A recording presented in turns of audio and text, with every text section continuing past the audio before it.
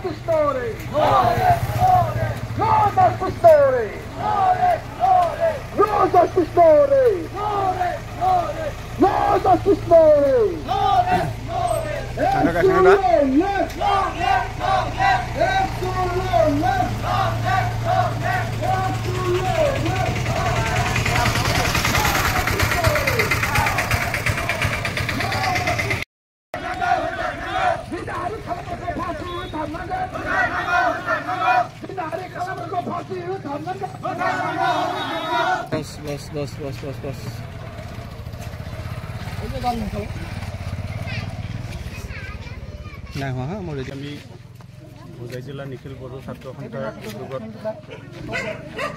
এটা ৰেলী অনুষ্ঠিত কৰিছোঁ। কাৰণটো হ'ল গোৱালপাৰা জিলাৰ দুধনৈ অঞ্চলত আমাৰ 3জনী ছোৱালীক যি দৰ্শন যি কৰাৰ ঘটনা সেইটোক লৈ পেলাই আৰু যি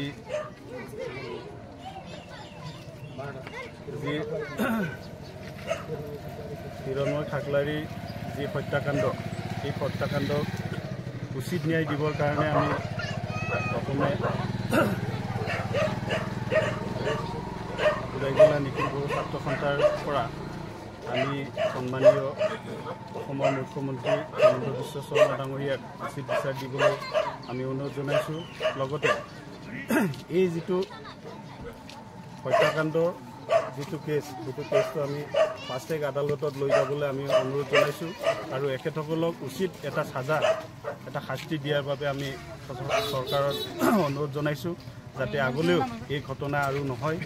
সেইবাবে এখেতসকলক ফাঁচি দিবলৈ আমি চৰকাৰক অনুৰোধ জনাইছোঁ।